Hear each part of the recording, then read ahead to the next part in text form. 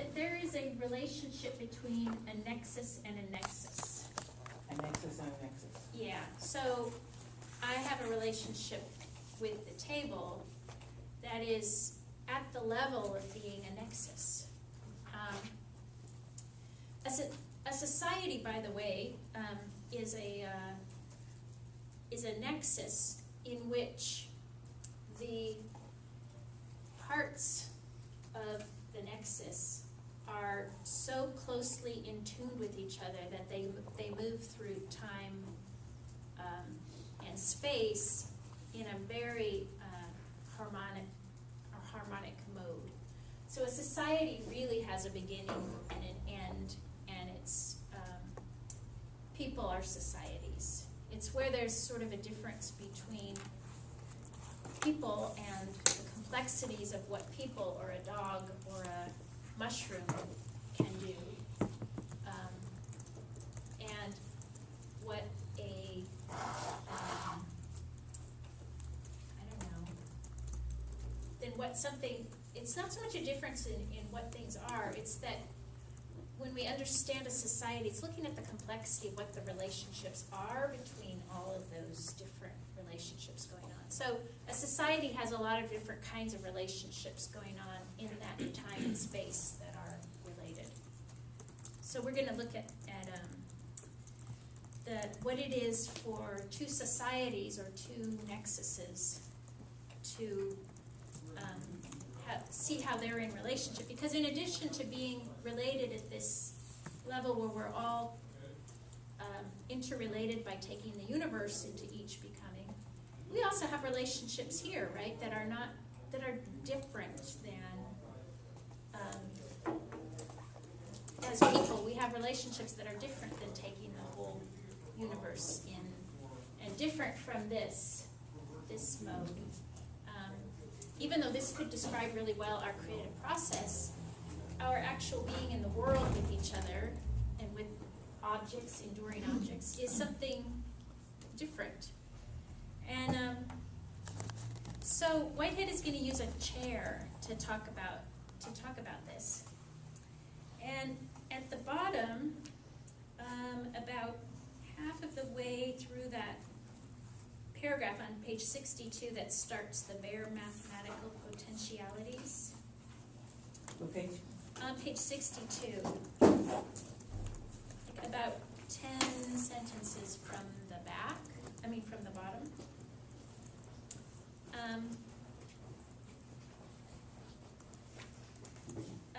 It says, thus these sense data are eternal objects playing a complex relational role. They constitute the actual entities of the past with the actual entities of the contemporary world, and thereby affect objectifications of the contemporary things and of the past things. So there's two levels that's happening on. He says it's happening on that atomic level, but then it's also happening in this other way. For instance, and now we get to just be people, which is a little bit refreshing, and a chair gets to be a chair. We see the contemporary chair, but we see it with our eyes. So, look at this. So we see it with our eyes, and we touch the contemporary chair, but we touch it with our hands. So, thus, colors objectify the chair in one way. It's sort of a, brown/worn into dun color.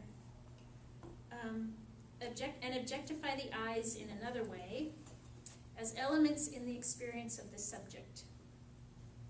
Also, touch objectifies the chair in one way, and objectifies the hands in another way, as elements in the experience of the subject. But the eyes and the hands are in the past, the almost immediate past. So my eyes and my hands, he's saying, are actually in the almost immediate past of the instant that is my now of realization. So it's like, if you think of it, you can actually think of it at the level of neurons even. Something is happening here, And it has to somehow go from there to wherever it is that I'm realizing it. And so it's a little bit in the past. What I'm experiencing is a tiny bit in the past of what I'm actually experiencing or feeling. And the same is true if by sight, which is not only is something farther away, but even my eyes are a little distance from in time before I register something, right? It's not in the same exact instant that I see something and I register. There's just a little bit, it's a little bit in the past. It's a little lag time. Yeah, it's teeny, but it's there. And on another sort of level, that could be a really long time, depending on what our scale was of time. The chair, but the eyes and the hands are in the past, the almost immediate past, and the chair is in the present. So the chair is here, and it's in the present. The chair, thus objectified, is the objectification of a contemporary nexus of actual entities in its unity as one nexus. So what he's asking is, how do we perceive this chair when it's really in the past? Because we're perceiving it, what we're perceiving is in the past, right? And so, but the chair is also still there. So he's saying, well, what is it that we perceive when we perceive the chair?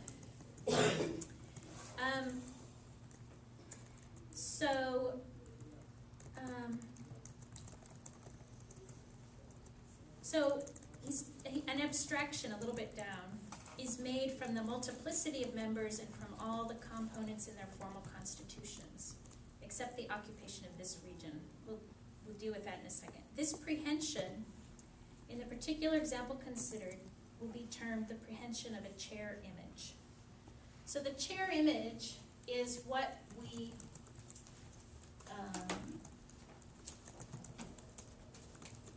chair image is right here.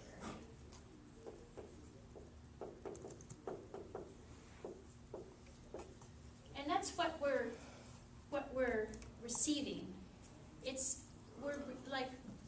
I'm actually getting a chair image when I do this. And it has to do with language too. I know this is a chair because of it's a noun that we all call chair. And I can depend on it to be here so I can sit down. Otherwise, if I didn't know that it was going to be here in the next instant, I couldn't sit on it. I couldn't depend on it. So he's talking about how come reality is really reality and we can depend on it. It's not like in some philosophies all constructed or made up. There really is a there for Whitehead. So what do you see? I'm over. Yeah. Well, my head is jumping ahead, but what it sounds like is that, based on what you just said, is that there's a conditioning that has taught us that what we see is a chair. Yes, that's exactly right. Okay. Okay, so Right, that's he talks part of about- the chair image. So let's say that we're perceiving it. So here's a little eye, perceiving it. So what we're perceiving is a chair image. And this is a little bit in the past, right? Just like my hand is a little bit in the past, what I'm actually seeing as the chair image is a little bit in the past, and I'm putting it together that it's a chair in my brain. Yeah. So the chair image is, let me find this here. Okay, if you go down to the middle of the next paragraph, what we're looking at is the chair image, and we can all agree that's a chair because we've agreed that that's what a chair is. And it's coming to us what it is, and we've learned to name that as chair, but it's a little bit in the past what's coming to us. And actually, we don't, how do we know that it's still a chair by the time it gets here? Like, what if it's not a chair anymore? And an example of that is, think of starlight, that we are just receiving the light from a dead star. And so distance actually sort of magnifies the effect, but we are getting this light from something that no longer exists. And so it's possible the chair doesn't still exist. And so he's asking, well, how do we know if the chair really exists? So we're getting this chair image, and the chair is in the past, so time is kind of going like this. So it's going through time. And then he says something else is happening, which is in the middle of the page, right after the animal body. But this external environment, which is the past of the concrescent subject, is also, with negligible exceptions, in the past of the nexus, which is the objectified chair image. So what he's saying is that not only do we get this chair image that's actually in the past, we share most of the things in our becoming. Like, we share the chair and I and you and the lights. We actually share a great deal in our ongoing becoming. So we're sharing that this is part of this particular setting. We're sharing the same little bit of breeze that might hopefully come. We're sharing this, the sense that we're on the same planet, that we have, that we're existing in this moment, that we're not, which has a lot in common with its current moment is the same as our current moment. So even though it's a completely different thing, it has a whole lot in common with us. So that as we're becoming, most of what we're becoming is kind of in the background to us. We're becoming part of the earth at this particular moment of the earth's history, or this particular moment of the universe's history. And so is that chair. So we actually have all of that in common. We have the same context. So if there be a real chair, which is his question, there will be another historical route of objectifications from nexus to nexus in this environment. So this is the nexus that he's talking about, and this is the perceiving subject.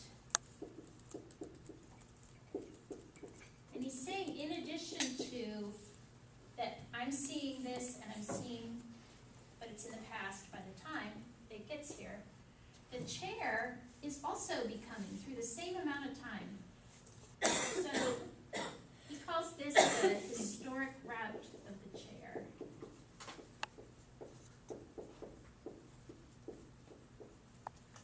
So during the time it's taken for us to perceive it, we've kept on becoming. And during that amount of time, the chair has also kept on becoming. So we are contemporaries. We're at the same moment of time here. But how do we perceive it, though, if it's coming to us from the past?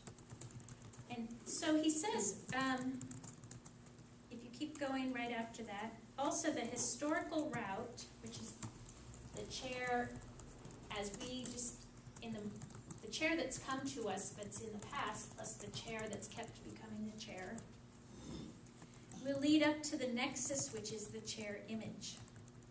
The complete nexus composed of this historical route and the chair image will form a corpuscular society. This society is the real chair. So the chair here that is real is both the chair that we are receiving And we call it a chair because we're in language that we've agreed to call that a chair. And we experience it pretty much the same way. And at the same time, it has gone through more of its chairness while we've been going through each of our own things. So we're contemporaries, even though we can't exactly perceive it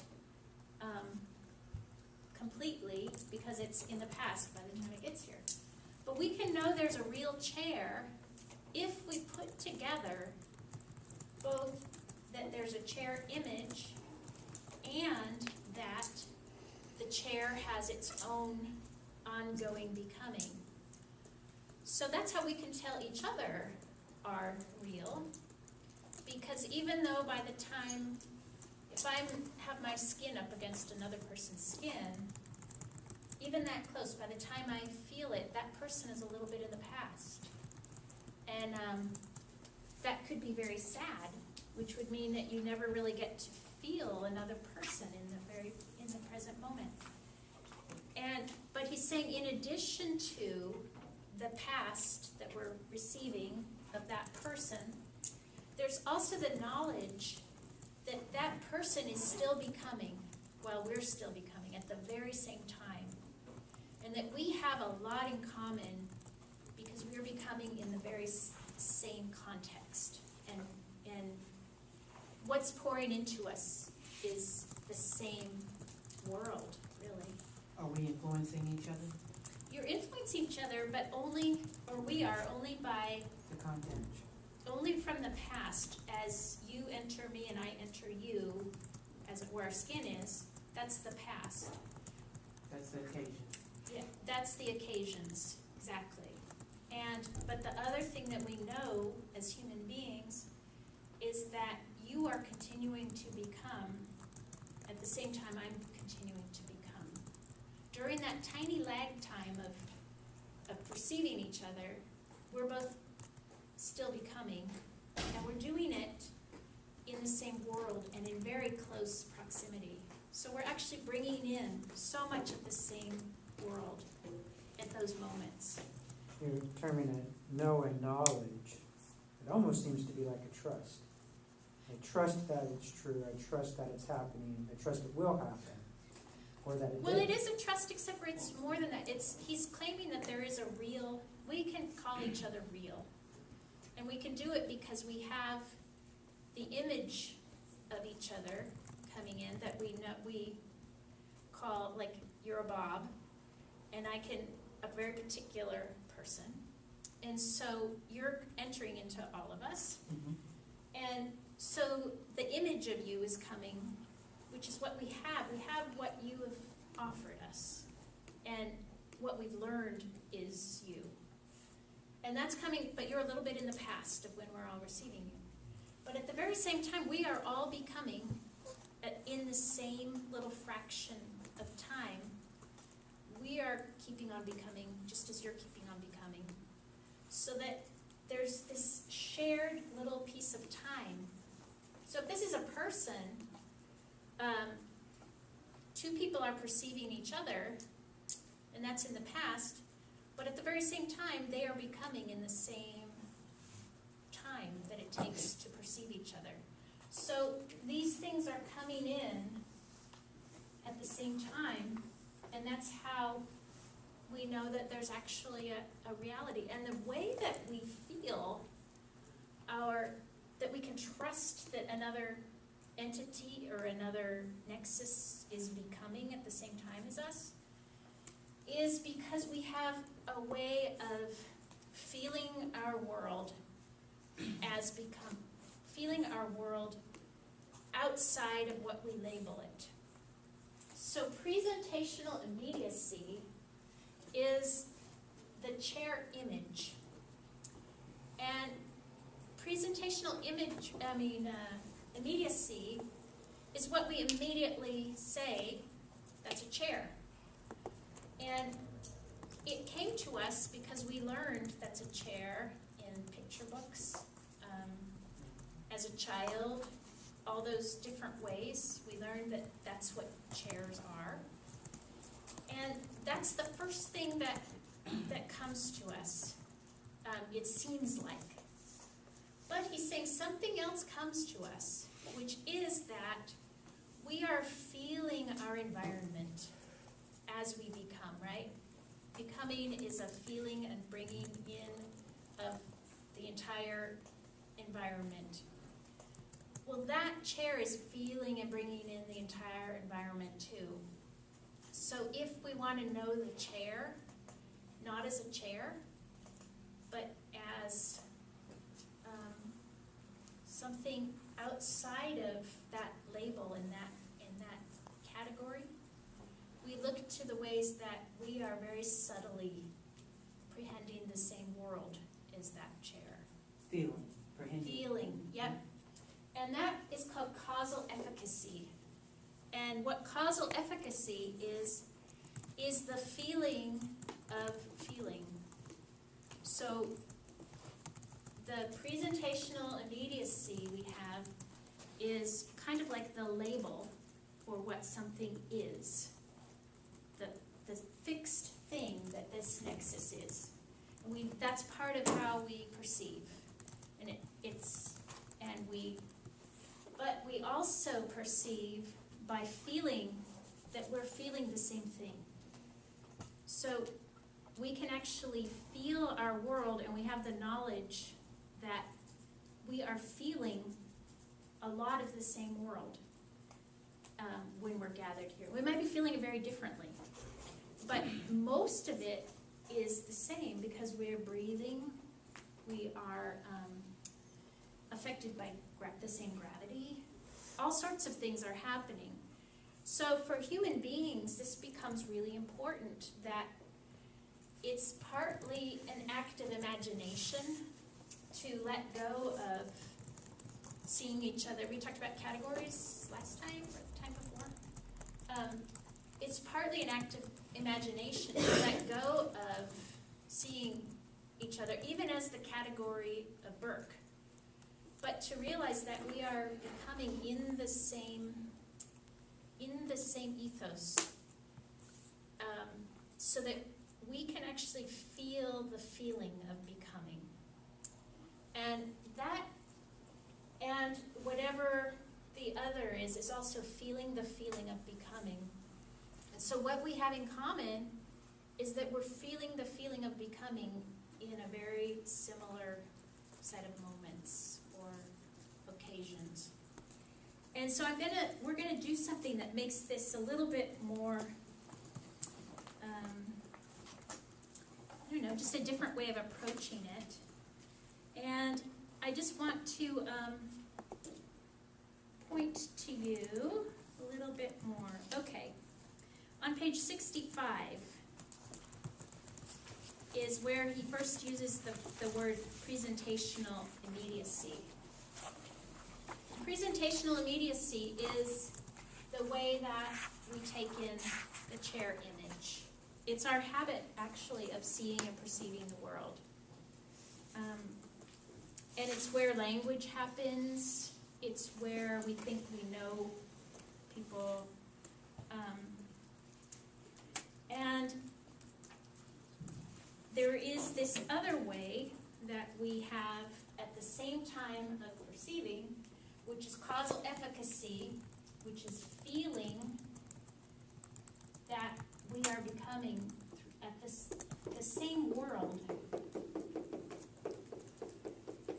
We've been becoming in the same world for the last little bit, and we actually can feel the feeling of that. So we're going to do something now, and before we do, I want you to look at page 64, and 64? yeah, actually, at the top of 65 first. The very bottom of 64, the last 3 lines. When we perceive a contemporary extended shape, which we term a chair, the sense data involved are not necessarily the elements in the real internal constitution of this chair image. They are elements in some way of feeling in the real internal constitutions of those antecedent organs of the human body with which we perceive the chair. So we're feeling the body feeling is what he says. What we actually experience is the feeling of feeling. But we can't directly feel the becoming of the chair or of each other. So, but what we get is, he says, rendered impossible by the spatial and temporal vagueness. The whole question of this perception of a nexus vaguely, that is to say without distinction of the actual entities composing it, is discussed in the theory of prehensions. So we're going to have that next week.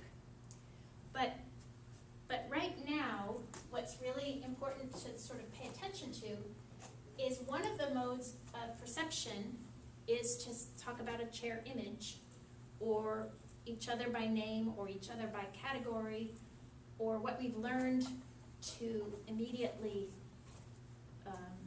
whether we're conscious or not, immediately let in. And that's important because that's part of how we trust that